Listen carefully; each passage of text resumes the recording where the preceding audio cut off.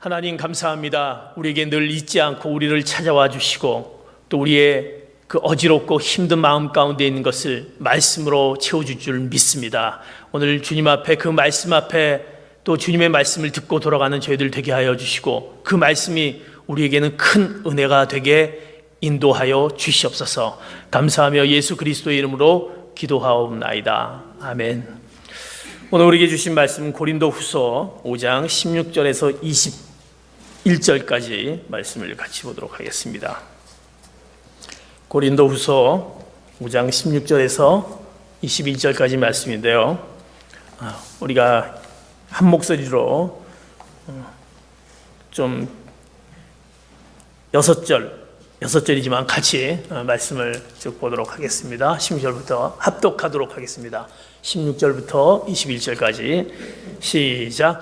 그러므로 이제부터는 우리가 아무도 육체를 따라 알려고 하지 않습니다. 전에는 우리가 그리스도를 육체를 따라 알았으나 이제는 더 이상 그렇게 알지 않습니다. 그러므로 누구든지 그리스도 안에 있으면 새로운 피조물입니다. 옛것은 지나갔으니 보십시오, 새 것이 됐습니다. 모든 것은 하나님께로부터 왔습니다. 하나님은 그리스도를 통해서 우리를 그분과 화목하게 하시고 또한 우리에게 화목하게 하는 직분을 맡겨주셨습니다. 곧 하나님께서는 사람들의 죄를 그들에게 돌리지 않으시고 세상을 그리스도 안에서 그분과 화목하게 하셨으며 또한 우리에게 화목하게 하는 말씀을 맡겨주신 것입니다. 그러므로 우리는 그리스도를 대신하는 사절이 돼 하나님께서 우리를 통해서 권면하시는 것 같이 그리스도를 대신해 여러분에게 간곡히 부탁합니다. 여러분은 하나님과 화목하십시오. 하나님께서는 죄를 알지도 못하신 분에게 우리 대신 죄를 짊어지게 하셨습니다. 이는 우리로 그리스도 안에서 하나님의 의가 되게 하시려는 것입니다. 아멘. 우리 계속되어지는 사순절 기간입니다. 우리 사순절 기간, 특별히 예수님의 삶을 통해서 우리 개인적인 삶을 우리가 한번 살펴보면서 우리가 참회의 시간을 또 갖는 사순절 기간, 특별히 우리 성도들이 죄로 인해서 공동체와 멀어졌던 자들이 또 회개하고 교회는 그들을 용서하고 또 받아들이는 그 화해의 기간이 바로 사순절 기간입니다. 사순절은 죄에 대해서 죽은 우리 자신을 내가 기억하고 하나님과 교회 앞에서 십자가의 삶인 화해의 삶을 다짐하는, 우리가 십자가 앞에서 내가 화해의 삶을 다짐하는 그 기간이 사순절 기간에 우리가 주어지게 됩니다. 특별히 오늘 바울은 본문 말씀을 통해서 그 교회와 성도들에게 그리스도의 죽음으로 우리의 옛 삶의 방식이 함께 죽고 우리의 옛 것의 옛 모습들, 옛 습관들, 이것이 그리스도와 함께 죽고 새로운 삶의 방식인 바로 화목, 화해를 선포하는 말씀이 오늘 본문 말씀을 통해서 주어집니다. 선포의 말씀입니다. 화목하라, 화해하라, 그런 말씀인 것입니다. 제가 고등학교 3학년 때 우리 영어를 가르치신 선생님이 계셨습니다. 그 영어 선생님은 아주 공포의 대상이었습니다. 여러분들 고등학교 시절에 그 각 과목 선생님들이 특별히 그 공포의 선생님이 계시지 않습니까? 근데 영어 선생님이 공포의 그 선생님이셨습니다. 마른 체격에 키가 아주 크셨습니다. 그 선생님은 또 우리 학교 모교 출신이기 때문에 특별한 그 모교에 대한 그 자긍심이 있었고, 그러니까 후배에다 마찬가지, 선생님이면서 후배이기 때문에 특별히 우리 후배들에게 내가 선생님이지만 영어를 잘 가르치고 영어를 어떻게든지 잘 습득시켜주겠다, 이런 생각에 그분의 수업 방식이 특별하였습니다. 수업 시간이 50분이었는데 50분 내내 반 전체가 선생님의 회초리로 타작하는 시간이 영어 시간입니다. 그게 뭐냐면 선생님의 독특한 수업 방식이 있습니다.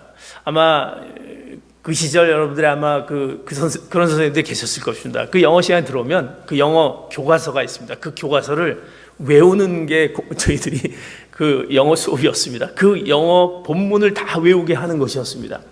그래서 이제 영어 시간에 들어오면 본문을 펼치고 가르치는 것보다 그 외우게 하는 거였습니다.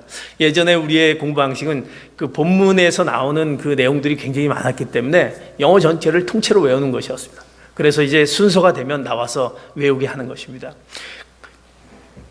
근데 이제 외우다가 만약에 순서대로 외우다가 만약 틀리게 되지 않습니까? 그러면 자동으로 자기가 이제 1번부터 시작해서 외우다가 틀리면 이제 어느 정도 외우게 되면 잘 외운다 그러면 그다음 2번으로 들어갑니다. 그러나 2번이 하다가 외우지 못하고 틀린 경우에는 자동으로 교단 앞에 나옵니다. 그리고 그저 교단에 칠판을 이렇게 손을 대고 이제 선생님은 회초리를 두고 이 궁뎅이로 타작하는 시간이었습니다. 그러면서 이제 타작을 합니다. 그럼 3번이 외우게 됩니다. 3번이 외우면 그 틀릴 때까지 그 타작은 계속 진행됩니다. 그러니까 그 친구가 빨리 틀려야만이 이 타작이 멈추게 되는 거죠. 그러니까 50분 내내 그 교과서 본문을 외우게 하는 것이었습니다. 아마 이해 못하실 분이 있을 겁니다. 그게 무슨 수업 방식이나. 그러나 그것이 또 독특한 수업 방식이 있었습니다. 외우게 하지만 또 중요한 초점을 알려주고, 그러나 하여튼 본문 전체를 외우게. 그래서 교과서를 외우다 보니까 그 학기가 지나기 전에 교과서 본문 전체를 다 이미 끝납니다. 그럼 뭘 하게 되면 그 다음에 넘어가는 것이 여러분들 잘 성문 기초 영어, 성문 종합 영어, 그걸 가지고 또 거기에 나와 있는 본문을 외우게 합니다. 제가 하도 거기에 그만 신경 써서 지금도 기억하는 전문의 린컨의 게티스버그 연설문을 조금 기억하고 있을 정도로 얼마나, 그러니까 이 공포의 대상인 거예요. 너무나 공포스럽고 긴장과 두려움 가운데 그 영어 시간이 오게 되면 정말 우리는 긴장할 수밖에 없고, 근데 영어 시간은 매일매일 하루에 꼭 1시간씩 있습니다. 그렇기 때문에 그 시간을 정말 우리는 공포의 시간, 긴장할 수밖에 없는 시간이 우리에게 주어집니다. 그래서 영어 시간이 되면 학생들은 선생님이 들어오면 우리는 선생을 쳐다보는 게 아니라 그 교실에 있는 시계를 쳐다봅니다. 시계를 응시하면서 시간이 언제나 갈까? 내 차례가 언제나 올까? 그저 내 차례가 언제 올까 초조하지만, 그런 마음을 좀 편하게 하는 거는 그냥 빨리 맞고 끝냈으면 좋겠다. 순서가 빨리 와서 맞으면 좀 좋지 않냐. 이렇게 해서 시간을 보냅니다.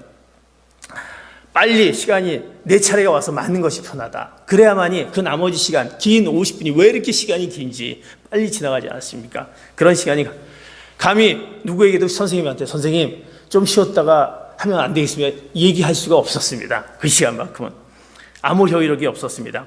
그러나 이제 그 50분의 시간이 끝나고 수업이 끝나는 종소리, 띵동댕, 이 시간은 반드시 오게 됩니다. 그 띵동댕 소리가 오게 되면 모든 것을 잠재우게 됩니다.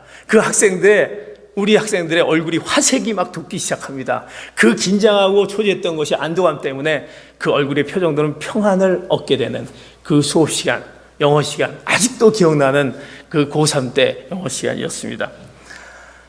시간은 흘러가기 나름입니다. 그래서 우리가 군대 생활했던 여러분들 그 군대 생활을 막 기억하면서 국방부 시계는 돌아간다, 흘러간다, 이런 시간도 있지 않습니까? 시간은 흘러가기 마련입니다. 마치 우리는 사람이 시간을 부리는 것처럼, 사람이 시간을 부리고 조종하는 것처럼 생각합니다. 그러나 어떻게 보면 사실 시간이 사람을 부리고 조종하는 것을 보게 됩니다. 어두운 밤은 우리를 잠자리로 이끌게 합니다.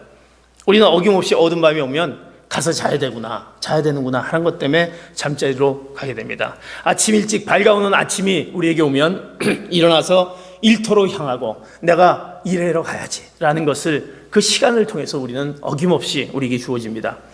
그리고 오후 12시가 되면 또 왜 이렇게 배가 고픈지, 그놈의 배는 꼭 12시가 되면 우리를 통해서 식당으로 또 밥을 향해서 갈 수밖에 없는 그 식탁에 앉히게 됩니다. 그리고 이제 직장에서 또 일터에서 시간에 따라 경우에 따라 틀리지만 퇴근하는 시간이 되면 우리는 그것을 빠져나가서 집을 가든지 아니면 사람과의 만남을 갖든지, 우리 시간은 우리로 하여금 분명히 그 다음으로 연결해지는 것을 보게 됩니다. 또 시간은 우리로 하여금 어린 아이의 일을 벗게 되고 결국 장성한 일을 하게 되는 것이 시간의 흐름인 것을 보게 됩니다. 우리의 일요일, 주일이라는 그 시간은 여러분에게 어떻게 옵니까? 일상의 자리에서 거룩한 자리로, 예배의 자리로 이끄는 것을 보게 됩니다. 생명이 태어난 시간, 그 시간은 우리에게 환호, 기쁨을 줍니다.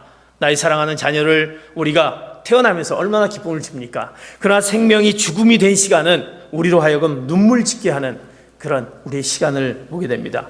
이렇게 시간은 삶을 움직입니다. 그리고 시간이 바뀌면 우리의 행동이 바뀌게 되는 것을 보게 됩니다. 바울은 오늘 그 시간에 대해서, 오늘 새로운 시간을 이렇게 바울은 오늘 말씀을 통해서 우리에게 얘기하는 것을 봅니다. 마치 1교시가 끝나고, 너희 옛것의 1교시가 끝나고 이제 새로운 시간, 제2제 2교시가 되었음을 알리는 그런 삶의 시간이 바뀌었다라는 것을 알려주는 고린도후서 5장 16절에서 17절의 말씀, 이렇게 우리가 옛것에서 새것으로 변한 것을 말씀해 줍니다. 같이 봅니다. 시작. 그러므로 이제부터는 우리가 아무도 육체를 따라 알려고 하지 않습니다. 전에는 우리가 그리스도를 육체를 따라 알았으나 이제는 더 이상 그렇게 알지 않습니다. 그러므로 누구든지 그리스도 안에 있으면 새로운 피조물입니다. 옛것은 지나갔으니 보십시오, 새것이 됐습니다. 오늘 바울은 5장 16절 17절에서 이제 시간이 바뀌었다는 것을 보게 됩니다. 바울이 그리스도를 알기 전에는 그리스도를 육체를 따라 알았습니다. 예수님을 그는 거짓 교사로, 거짓 사도로 알았고, 또 이 사람이 뭔가 나쁜 짓을 한다라고 생각했습니다. 그러나 예수 그리스도를 만남을 통해서 더 이상 그렇게 하지 않고 그리스도 안에서 그가 모든 것이 바뀌어지는 것을 보게 됩니다. 그리스도 안에서 새로운 피조물이 돼서 옛것은 지나갔으니 보라 새것이 되었다라는 그의 고백이 그의 입술에서 또 전해지는 것을 보게 됩니다. 신병훈련소로 향하는 청년, 우리가 신병훈련소를 이제 군대 가신 분들은 신병훈련소에 가게 되지 않습니까? 그 얼굴에 그 긴장된 빛이 묻어집니다. 신병훈련소로 가게 되면. 그러나 묻어있지만 그러나 이제는 그가 그 훈련소에 가서 이제는 모든 것이 달라질 수밖에 없다는 것을 알게 됩니다. 결혼식 전날 신부는 밤잠을 자지 못하고 설칩니다. 왜냐하면 이제는 되돌릴 수 없음을 알기 때문에 그는 밤잠을 자지 못합니다. 항암제와 긴긴 사투를 벌이고 결국 이것이 다 지나간 뒤에 아내의 그 손길에 따라서 양복이 데려지고 그가 직장을 향한 그 마음, 마치 그 발걸음은 그 돌 지난 아기의 첫걸음처럼 설레기 시작합니다. 그 항암제를 투여하면서 나는 죽을 수밖에 없는 고비를 이제 그것을 통해서 낫게 하면서 이제 내가 직장을 갈 수 있다라는 그 전의 삶이 아니라 이제 세상은 전과 같지 않다라는, 내 삶이 바뀌었다라는 그거에 새롭기 때문에 그 모습을 갖고 있는 그 모습, 그것이 바로 오늘 말씀에 우리의 전의 모습은 이랬지만 이제는 그리스도 안에서 그가 새로운 피조물이 됐다. 옛것은 지나갔으니 보라 새것이 됐다라는 그 놀라운 바울의 선포가 우리를 통해서 이제부터 다르다. 이제부터는 다르다라는 것입니다. 이제부터 모든 것이 같지 않다. 그전과 같지 않다라는 것입니다. 왜? 그리스도 때문에 옛것은 지나갔으니 보라 모든 것이 새로워졌다라고 고백하고 있는 것입니다. 왜 하필이면 이제부터라고 얘기하고 있습니까? 내일도 아니고 미래도 아니고, 왜 내일도 아니고 그리고 먼 미래도 아니고 지금부터 이제부터 그것은 바로 오늘 본문에 그러므로라는 말이 있습니다. 그러므로 이제부터라는 말이 있습니다. 그 그러므로라는 것은 무엇 때문에 이제부터라고 얘기하느냐? 그것은 바로 바울은 본문에서 그 죽음, 예수 그리스도의 죽음 때문에 예수 그리스도의 죽음으로 말미암아 우리가 새로운 피조물이 됐다. 옛것은 지나갔으니 보라 새것이 됐다. 예수 그리스도의 죽음, 그것은 곧 우리의 죽음이다라는 말씀을 하고 있다는 것입니다. 예수 그리스도의 죽음으로 말미암아 우리가 죽었다라는, 그래서 이제부터 이렇게 말씀하고 있는 것입니다. 그러면서 이제 그리스도의 죽음이 우리의 죽음이다라는 말을 하면서 그 그리스도의 죽음에 대해서 이렇게 고린도후서 5장 14절 15절에 이렇게 말씀하는 것을 보게 됩니다. 14절 15절 같이 봅니다. 시작. 그리스도의 사랑이 우리를 강권하십니다. 우리가 확신하건대 한 사람이 모든 사람을 대신해 죽었으니 모든 사람이 죽은 것입니다. 그가 모든 사람을 대신해 죽은 것은 산 사람들로 더 이상 자신을 위해 살지 않고 자신을 대신해 죽었다가 살아나신 그분을 위해 살게 하시려는 것입니다. 무엇 때문에? 그리스도 때문에 우리가 이제 이전 것은 지나갔으니 새로운 것이 되었다. 그리스도의 죽음이 바로 우리의 죽음이 됐다. 그렇다면 그리스도가 죽었다는 것은 감히 어떻게 우리가 죽었다라고 말할 수 있겠습니까? 그리스도의 죽음이 우리하고 무슨 상관이 있겠느냐? 그것은 그리스도께서 우리와 함께 하셨다라는 것입니다. 그리스도의 죽음이 우리와 함께 하셨다는 것입니다. 우리는 쉬지 않고 다투고 싸우며 미워하며 증오하며 분열하는 우리의 그 수치스럽고 연약한 죄 가운데 있는 그런 모든 그 모습들을, 그 모습의 죄를 누가 그리스도께서 짊어진 태로 우리와 함께 하셨다는 것입니다. 그 죽음을 통해서 함께 하셨고 그것을 통해서 이제 우리가 죽었다는 것입니다. 그분의 죽음은, 예수 그리스도의 죽음은 결코 타인의 죽음이 아니다라는 것입니다. 그리스도께서 죽으셨습니다. 그리고 분명히 거기서 우리도 죽었다는 사실입니다. 이것을 믿음으로 예수 그리스도의 죽음을 통해서 우리가 그 죄로 말미암아 우리가 죄 가운데 있을 수밖에 없는 것이 죽었다, 죄의 사함을 받았다라는 그 놀라운 은혜의 말씀을 여러분 믿음으로 고백하는 여러분 되시기를 축복합니다. 그리스도의 죽음은 바로 우리의 죽음이 되었다는 것입니다. 그러므로 그리스도의 죽음은 오늘 우리의 시간을, 일상적인 삶을 흔들어 바뀌어 놓기 시작합니다. 그 전에 있었던 시간 속에서 이제 새로운 시간으로 바뀌어지는, 그 바뀌는 삶을 우리에게 주어지는 것입니다. 우리가 죽음이라는 것은 무엇입니까? 지금까지 우리가 죽음은 우리의 삶을 뒤흔들어 놓은 불청객이었습니다. 기분 나쁜 것이었습니다. 나에게 죽음이 온다는 건 불청객이고 어떻게 보면 우리에게 삶을 흔들어 놓은 것이었습니다. 그러나 예수 그리스도의 죽음 때문에 우리가 죽었고 그것 때문에 이전에 살지 못했던 새로운 삶이 비로소 시작되는 시간이 되었다는 것입니다. 그 전에 우리가 전혀 알지 못했던, 느끼지 못했던 새로운 시작의 삶을 예수 그리스도의 죽음을 통해서, 우리가 죽음을 통해서 새로운 시작이 시작되었다는 것입니다. 그래서 바울은 얘기하는 것입니다. 죽음은 이전 것을 뒤흔들면서 모든 것을 바꾸어 놓았습니다. 이전에 우리가 어떤 삶을 살았는지, 그러나 이제 그리스도의 죽음을 통해서 이제 우리의 모든 것을 바꾸어 놓았습니다. 우리가 죽음으로부터 우리가 멀리 떨어져 있을 때 나는 죽음과는 전혀 관계가 없다, 죽음하고 나하고 무슨 관계가 있느냐라고 우리가 그렇게 생각했던 우리의 모습, 우리의 종전에 생각하고 살아왔던 방식 외에 다른 방식으로 살지 않았습니다. 나는 그저 죄된 모습으로 살았던 우리의 모습, 죽음과 전혀 상관이 없는 것처럼 살았던 우리의 모습들, 아직 죽음과 상관이 없다고 생각할 때는 우리의 모습이 어떤 모습이었습니까? 우리는 자신 외엔 어느 것도 생각하지 않았습니다. 나밖에 생각하지 않았습니다. 나를 위해서 살았습니다. 우리 자신의 유익과 안전을 지키는 것 외에는 시도하지 않았습니다. 나만 안전하면 되겠지? 나만 유익하면 되겠지? 나에게 이익이 되면 되겠지? 다른 것은 보이지 않았습니다. 우리 자신의 입장에서 세상을 판단했습니다. 왜 이놈의 세상이 이런 세상이야? 내가 이런 세상에서 살아가라는 우리 입장에서 판단했습니다. 우리와 다른 자들과 다투며 그들을 판단하며 응징하며 그들과 분열하고 약한 자들을 억압한 것 외에는 달리 생각하지 않은 아주 이기적인 우리의 모습 가운데 있던 우리의 모습, 죽음을 생각하지 않았을 때, 죽음부터 멀리 떨어져 있다라는 생각했을 때는 그것밖에 몰랐다는 것입니다. 그러나 이제 바짝 다가온 죽음, 예수 그리스도의 죽음을 통해서 우리가 죽었다라는, 우리의 죄값을 치르시고 죽은 예수 그리스도의 죽음이 바로 나의 죽음이었다라는 그 죽음이 바짝 다가오는 순간, 그리스도께서 죽으심으로 우리 모두가 죽었다라는 소식을 듣는 순간, 그 소식을 듣는 순간 그간 우리가 했던 이전 생각들이 멈추어지게 됩니다. 멈추게 됩니다. 내가 어떻게 살았지? 나의 삶이 어떤 모습 가운데 있었지?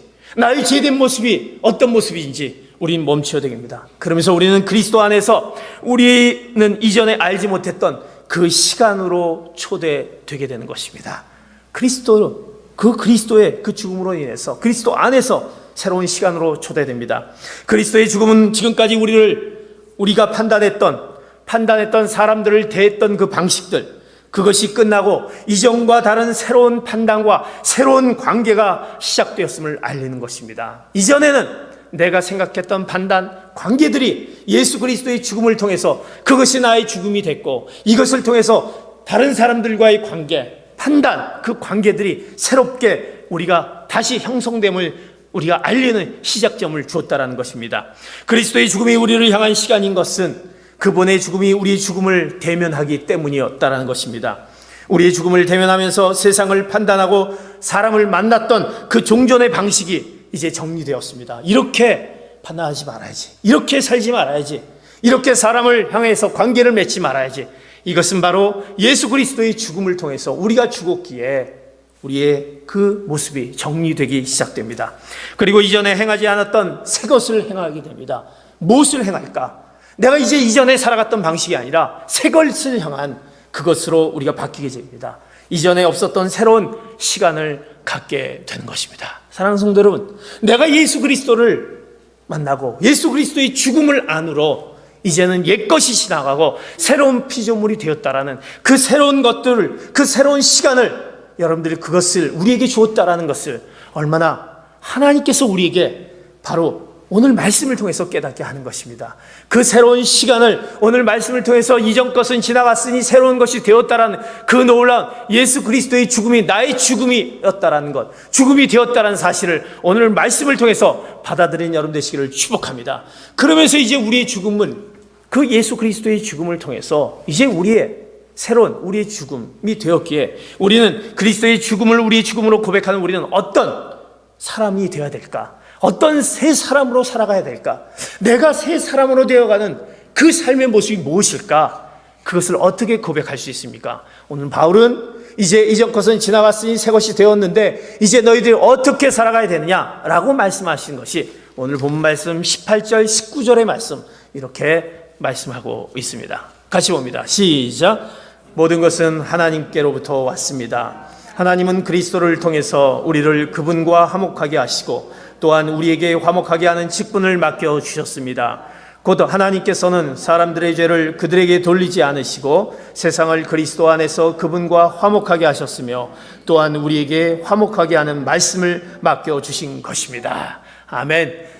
이제 우리가 새 것을 향해서 새로운 시간을 우리에게 초대하시고 새롭게 되었다라는 그 삶을, 그리스도의 죽음이 나의 죽음이라는 것을 고백하는 우리는 어떤 새 사람의 모습으로 살아야 될 것인가 말씀합니다.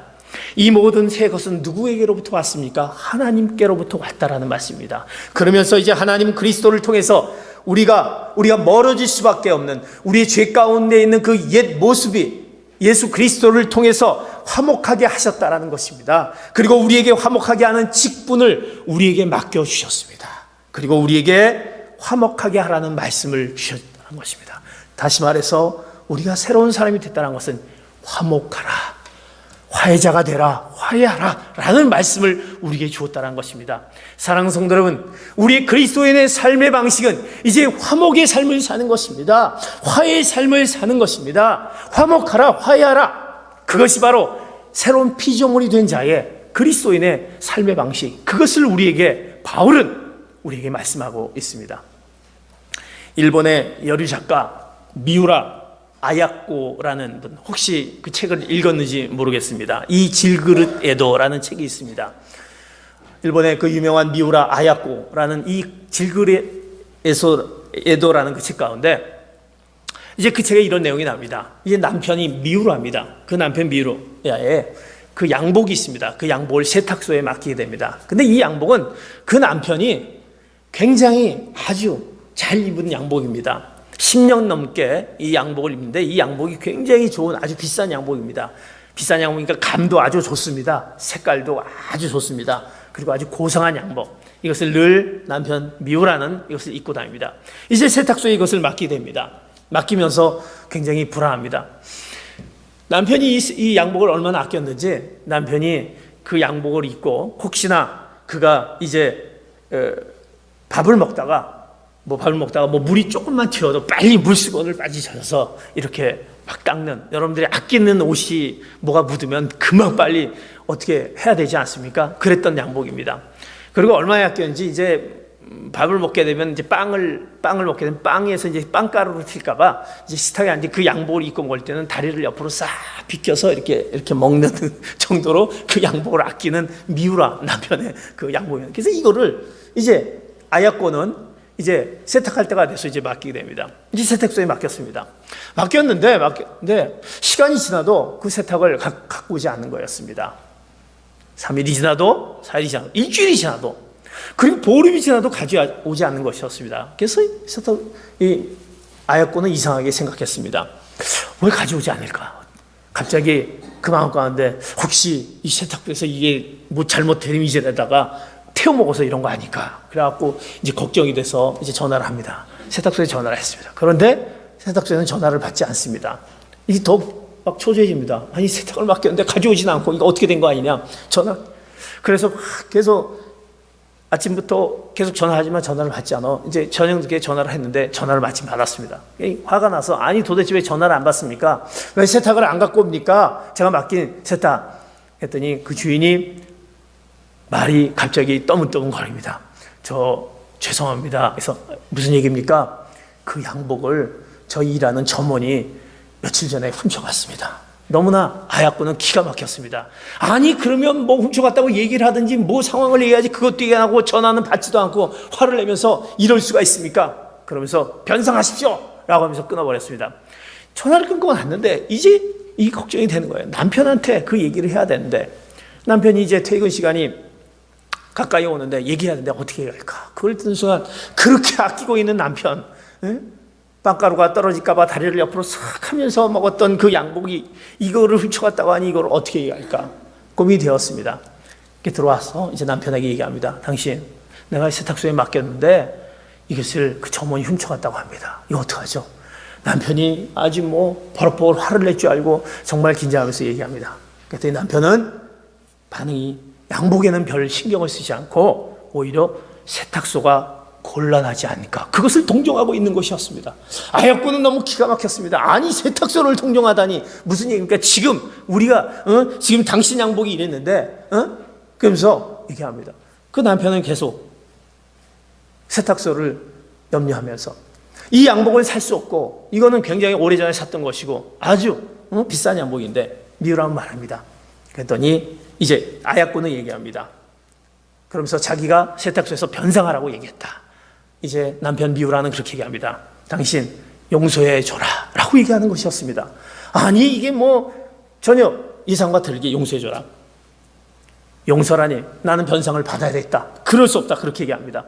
그랬더니 미우라는 얘기합니다. 당신 그 세탁소는 아주 조그만 세탁소인데 만약 그거 변상을 받으려고 하면 그건 굉장히 비싼 양복인데 그러면 한 달 동안을 그 세탁소에서 그분은 아마 굉장히 힘들 거다, 그렇게 생각을 합니다. 그냥 용서해줘라 얘기합니다. 그러면서 그렇게 얘기합니다. 아약고는 그럴 수 없다. 그랬더니 남편이 미우라고 해요. 당신 성경 보지 않냐? 라고 얘기합니다. 물론 나 성경 본다. 내 성경에 뭐라고 쓰여 있어? 이렇게 얘기합니다. 그러면서 그 미우라 이렇게 얘기합니다. 용서한다는 것은 상대방이 과실을 범할 때가 아니면 할 수 없다라는 것이다. 당신 용서한다는 것은 상대방이 과실을 범할 때 용서라는 것이 있지 않느냐? 아무 잘못도 없는데 용서할 수 없지 않느냐? 상대방이 분명히 잘못을 했는데 그게 용서라는 것이 그래서 있지 않느냐? 그러니까 용서해 줘야 된다. 변상하라는 게 아니다. 남편을 이렇게 얘기합니다. 사랑하는 성도 여러분, 오늘 우리에게 바울은 얘기합니다. 오늘 화해의 소식, 그 화목의 소식을 전하는 메시지인 것입니다. 하나님은 예수 그리스도를 통해서 우리를 그분과 화목하게 하셨습니다. 우리는 용서받을 수 없는 죄인데도 불구하고 예수 그리스도를 통해서 용서케 하시고 또 하나님과 화목케 하시는 그 놀라운 은혜를 허락해 주셨습니다. 또한 우리에게 화목하게 하는 직분을 우리에게 맡겨주셨습니다. 하나님께서 사람들의 죄를 그들에게 돌리지 않으시고 오늘 본문에 돌리지 않으시고 세상을 그리스도 안에서 그분과 화목하게 하셨으니 내가 너에게 예수 그리스도를 통해서 이제 그것을 다 용서하고 화목케 하고 이제 너에게 화목하게 하는 그 말씀을 너에게 준다. 화목케 하라. 그것을 너에게 맡겨주셨다라는 것입니다. 이 말씀을 오늘 고린도서 5장 18절 19절에 얘기하면서 화목하라, 화해하라, 그 화해자가 되라는 메시지를 주고 있다는 것입니다. 옛것은 지나갔으니 보라 새 것이 되었도다. 그 새로운 삶의 형식, 그 시간은 우리가 그것을 받았기에 그 화목자로서, 화해자로서, 그 용서하는 자로서의 우리의 모습을 가져라. 그 모습이 화목하라. 그 모습을 우리에게 그 직분을 주었고 그 화목자의 그 역할을 우리가 감당해야 된다 말씀하고 있는 것입니다. 그리스도의 죽으심을 믿는 것은 무엇입니까? 여러분, 그리스도의 죽으심이 나의 죽음이다라고 내가 고백한다면 그리스도의 죽으심을 믿는 것은 우리의 다툼과 미움과 분열과 반목의 시간이 끝이 나고 이제 그 화목하는 시간, 화해의 시간이 있다라는, 그 화해의 시간을 보낸다라는 말인 것입니다. 십자가, 그 십자가를 자신의 죽음으로 고백하는 것은 그 예수 그리스도의 십자가가 그 자신의 그것으로 그 고백하는 것은 이제 세상 가운데 화해를 말하는 자로 살아가는 것입니다. 사랑하는 성도 여러분, 그 화해자로 살아가는 우리의 모습, 그것을 오늘 바울은 우리에게 말씀하고 있는 것입니다. 그리스도의 죽으심은 우리의 삶을 바꿉니다. 이전에 행하지 않았던 일들, 내가 이전에는 이렇게 행했는데 이제 예수 그리스도의 죽으심이 나의 죽으심이 되고, 이제 화목하라는 그 말씀을 통해서 이제 이전에 행하지 않았던 일들을 하게 되는 것입니다. 여러분, 이전에 행하지 않았던 일들을 한번 해보십시오. 그것이 바로 예수 그리스도의 죽음, 내가 죽었다는 사실, 바로 주님께서 오늘의 말씀, 새로운 피조물이 됐다는 그 말씀을 우리가 따르는 것입니다. 그 일을 행하는 것입니다. 이전에 하지 않았던 말을 하는 것입니다. 내가 이전엔 정말 이런 말을 못했다, 이렇게 말할 수가 없다라는 것을 할 수 있는 것이 그리스도의 죽으심을 우리가 아는 것이고, 내가 그 십자가를 내가 고백할 수 있는, 그 십자가가 그 나의 고백으로 받아들여지는 그것의 행위로 나타나게 되는 것입니다. 그리스도의 죽으심은 이제 반목의 1교시가 끝나고 이제는 화해의 2교시가 시작되는 것입니다. 우리의 힘과 능력과 소유와 그리고 그 육신으로 내가 판단했던, 그리고 서로가 싸웠던 그 시간이 완전히 끝나고, 내가 자신을 위해서 타인을 비난하고, 내 자신을 위해서 다른 사람의 것이 잘못됐다라고 비난하고 불신하고 억압하고 소외시켰던 그 분열 가운데 다툼을 조장하고 그 늘 불평 가운데 있던 시간이 지나갔다라는 것입니다. 이제는 우리와 화목하신 그리스도 때문에, 화목케 하신 그리스도 때문에 이제 우리의 삶이 화목하라는 삶, 타인을 위해서 보내는 시간을 가져야 되는 것입니다. 내 자신을 위한 것이 아니라 다른 사람을 위한 삶, 자신을 낮추고 자신을 내어 던지는 시간이 있어야 되는 것입니다. 이제는 우리 자신을 위해 세상을 화해케 하는, 화목케 하는 행동의 시간이 우리에게 주어졌다는 것입니다. 그것을 오늘 말씀하기에 화목하라, 화해자가 되라, 그것을 바로 우리에게 말씀해 주신, 너희들이 예수 그리스도 안에서 이전 것은 지나갔으니 새 것이 되었다라고 말씀하신 새로운 피조물인 우리에게 말씀하시는 놀라운, 우리에게 예수 그리스도의 죽음에 대한 것을 깨닫게 하는, 다시 한번 우리에게 말씀하신 화해자의 모습을, 메시지를 전하고 있습니다. 사랑하는 성도 여러분, 그 화해자, 화목자가 되시는 여러분 되시기를 축복합니다. 이제 내가 화해시키지 못하고, 내가 미워하고 용서하지 못했던 그것을 내가 화해케 하는, 내가 먼저 화해케 하고 용서케 하는 그 화목자가 되는 것이 오늘 바울이 우리에게 말씀해 주신, 또 주님의 그 십자가를 아는 사순절 우리가 반드시 고백해야 될 그 말씀, 화목하라는 말씀인 것입니다. 고린도후서 6장 2절에 보면 이 말씀을 할 수 있는 것은, 말씀하시기를 내가 은혜 베풀 만한 때에 내 말을 들었고 구원의 날에 너를 도왔다라고 말씀하셨기 때문입니다. 보십시오, 지금은 은혜 받을 만한 때요, 지금은 구원의 날입니다. 은혜 받을 만한 때, 구원의 날, 그것은 바로 우리가 화목을 선포하는, 화해를 선포하는 그 날이 바로 구원의 날, 은혜의 날인 것입니다. 그렇다면 오늘 우리 말씀 가운데 이전 것은 지나갔으니 새로운 것이 되었다는, 새로운 피조물이 되어는 새로운 시간을 우리가 받아들이면서 화목한 자로서 화목한 삶을 우리가 살아야 되는 고백을 하는 자가, 왜 하나님께서 바울을 통해서 이런 말씀을 해주셨느냐, 우리가 왜 화목해야 되느냐, 그럼 우리가 화목해서 뭐를 하려고 화목합니까? 주님은 화목해서 우리 죄를 용서해 주시는데 우리가 왜 화목해야 됩니까? 오늘은 왜 화목해야 되는지, 오늘 그 말씀을 20절, 22절을 통해서 분명히 우리에게 왜 화목해야 되는지를 말씀하고 있습니다. 20절, 22절 봅니다. 시작. 그러므로 우리는 그리스도를 대신하는 사절이 돼 하나님께서 우리를 통해서 권면하시는 것 같이 그리스도를 대신해 여러분에게 간곡히 부탁합니다. 여러분은 하나님과 화목하십시오. 하나님께서는 죄를 알지도 못하신 분에게 우리 대신 죄를 짊어지게 하셨습니다. 이는 우리로 그리스도 안에서 하나님의 의가 되게 하시려는 것입니다. 아멘. 왜 화목하라고 하시냐면 우리에게 하나님의 의를 나타나게 하기 위하다는 것입니다. 우리를 통해서 하나님의 의, 다시 말해서 화목된 우리에게 주신 사명이다라는 것입니다. 그래서 그 사명은 우리를 무엇으로 삼으셨냐면 그리스도의 사신, 그리스도를 대신하는 사절이 되게 하셨다는 것입니다. 사랑하는 성도 여러분, 여러분들이 그리스도의 사신이 되어서 하나님의 그 놀라운 의를 나타내게, 이루게 하기 위해서 화목하게 하는 그것을, 직분을, 그것을 우리에게 맡겨주셨다는 것입니다. 그래서 우리는 그리스도를 대신하는 사절이 돼서 그리스도를 대신해서 우리가 바로 그 하나님의 의를 나타내기 위한 것입니다. 그리스도의 사실은 무엇입니까? 화목제물 대신 그리스도를 대행하는 것입니다. 우리가 이제 그리스도를 대신하는 대행자인 것입니다. 왜? 그 그리스도의 죽으심이 나의 죽음이라는 것으로 우리가 알았고, 옛것이 지나가고 새것이 되었다는 새로운 피조물이 된 화목하라는 그 말씀을 우리가 알았고, 그것을 고백했기 때문에, 그 십자가를 나의 십자가로 고백했기 때문에 우리는 그 그리스도의 대행자가 되었다는 것입니다. 세상의 화해자인 여러분들은 분명 하나님과 화목한 자인 것입니다. 하나님의 화목은 곧 하나님께 의롭게 되는 것입니다.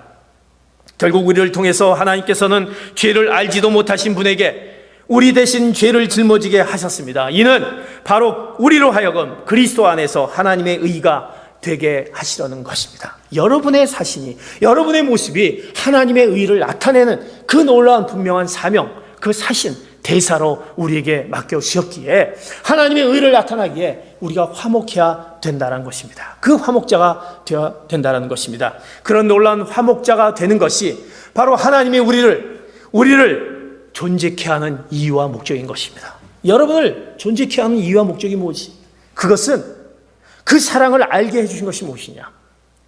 그리스도의 죽음을 우리에게 깨닫게 하시고 화목케 하고 사신으로 만드시고 대사로 만들어주신 것은 우리를 존재케 한 이유와 목적인 것입니다. 바로 하나님과 화목함을 알려주라는 것입니다. 그래서 거기 보면 마지막에 하나님과 화목하십시오라고 얘기했습니다.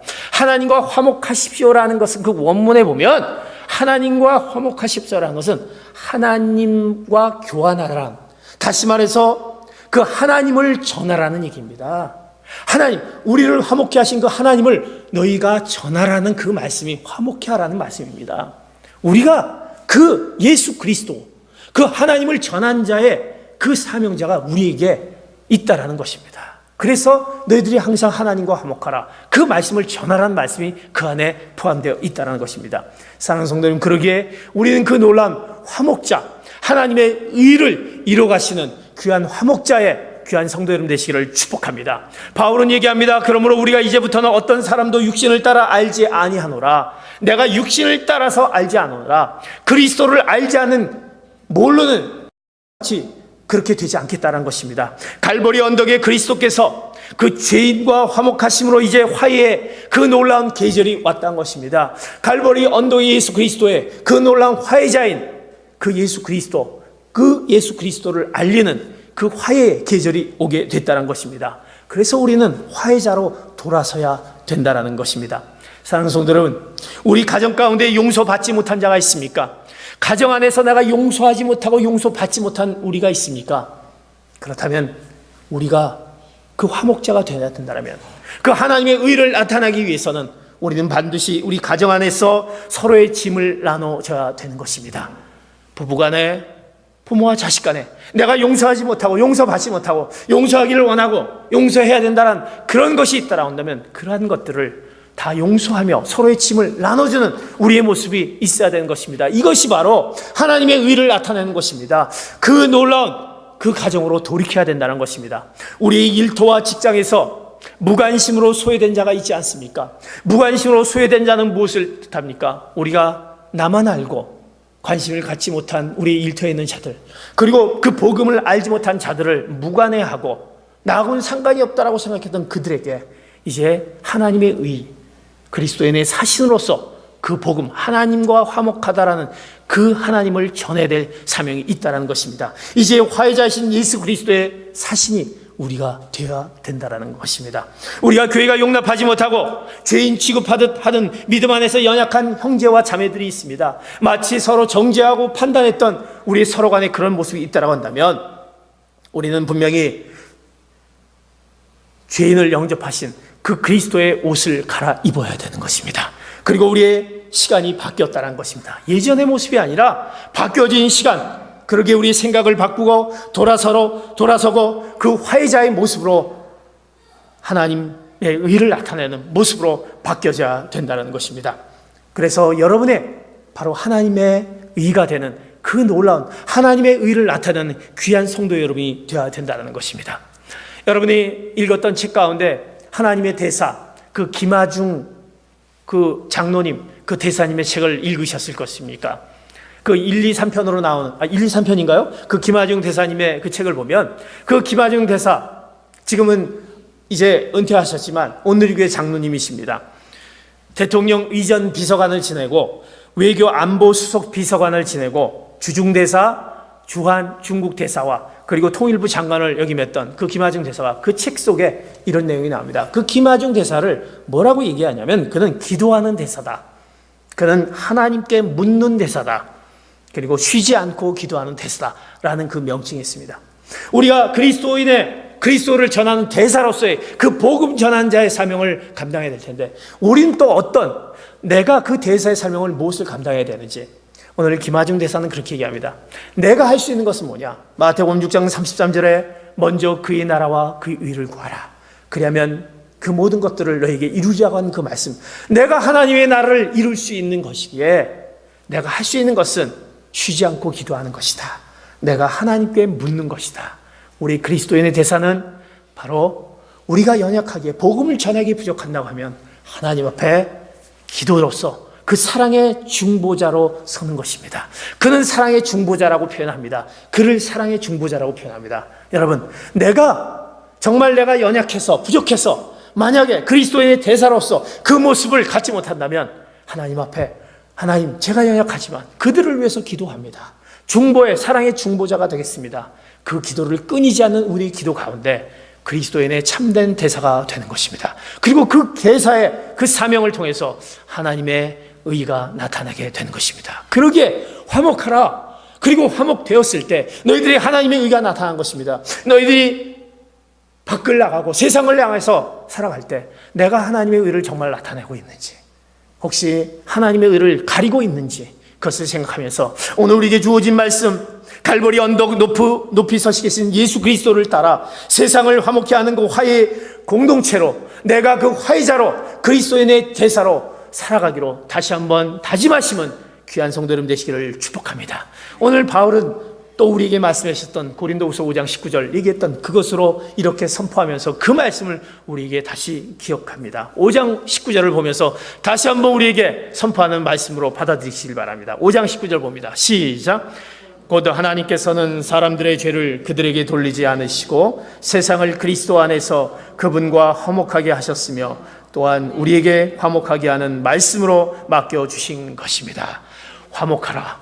화목하시는 화해자가 되시는 귀한 성도 여러분 되시는 이 사순절 기간 내가 화목하지 않았던 것들, 그 이전에 하지 않았던 행동, 말들, 그렇다면 이제 새롭게 된 피조물로서 그 모든 것들이 새롭게 되는 화목자로 되시는 그 놀라운 그 하나님의 의를 나타내는 귀한 성도 여러분 되시는 여러분 되시기를 예수 그리스도의 이름으로 축복합니다.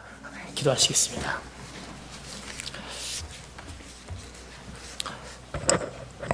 이제 오늘 말씀을 생각하면서 같이 기도하기를 원합니다. 하나님, 우리는 늘 하나님의 말씀 안에 거하고 말씀을 보고 깨닫고 또 실행한다고 하지만 진정 우리가 그 말씀 안에 깊이 더 묵상하지 못하고 그 말씀이 우리에게 주신 깨달음을 또 갖지 못했던 우리의 연약함을 고백하면서 오늘 바울이 우리에게 주신 그 말씀, 너희가 화목하라라고 말씀하십니다. 이전에 우리의 모습들, 옛 모습들은 예수 그리스도의 죽음을 통해서 바로 내 죽음이 되었고 그 죽으셨던 그 십자가가 바로 나의 십자가임을 고백하면서 그 그리스도 때문에 나는 화해자의 모습이 되었다라는 것을 고백하게 하여 주시옵소서. 내가 화목하는 자가 되게 하여 주시옵소서. 하나님, 내가 받아들이지 못했던, 용서하지 못했던 하나님 그 모습 가운데 있었던 것을 이제 내가 예수 그리스도를 통해서 내가 받았던 것처럼 우리가 그런 화목자의 모습, 화해자의 그 모습 가운데 우리가 있는 우리의 삶이 되게 해달라고 우리를 말씀 가운데 주신 것을 기억하며 왜 그것을 주님께서 하나님께서 우리에게 요구하시는지, 내가 너를 통해서 하나님의 의를 나타내기를 원한다. 바로 너를 통해서 내가 너에게 알려주는 것을 나타내기를 원한다. 너의 삶의 그 존재와 이유를 말씀해 주시는 그 화목자를 우리가 기억하면서 그런 자가 내가 되게 하여 주시옵소서. 그러나 늘 우리 가운데 늘 싸우고 있는 이전 것의 모습들, 우리가 해결하지 못했던 이전의 모습들, 용납하지 않는 모습들 때문에 늘 새로워지는 우리의 모습을 우리는 그 시간을 잃어버리는 연약한 가운데 있다고 한다면, 오늘 그 화목자인 예수 그리스도 그 십자가를 생각하며 다시 화목의 자리로 옮기게 하여 주시옵소서. 사랑하는 가정 가운데, 이웃 가운데, 또 나의 주변 가운데 있는 아직 화목하지 못했던 그 모습 가운데 있는 것을 받아들이며 그들에게 그 화목자인 예수님을 전한 자의 사명을 감당하는 저희들 되게 하여 주시기를 오늘 같이 한번 말씀을 생각하며 주님 앞에 동성으로 화목하고 화해자가 되게 하여 주시고 하나님의 의를 드러내는